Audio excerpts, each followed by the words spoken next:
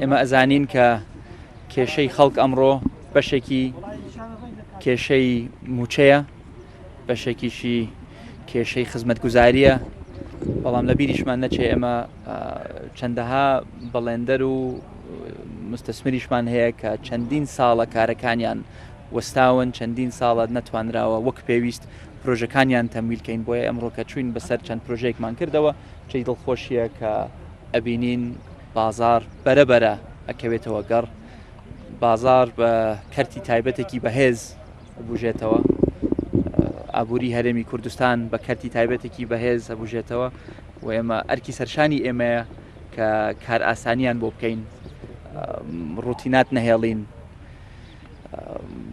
ژیانیان ئاسانکەین بۆ ئەوەی بتوانن لەم دۆخە سەختە کاری خۆیان ئەنجام بدەن. ئەم کارانەی کە ئەمڕۆ بەسەرمانکردنەوە هاوتەری بن لەگەڵ چاکسازی ئیداری، چاکسازی دارایی کە ماوەیەکی زۆرە پێوەی ماندوو بووینە.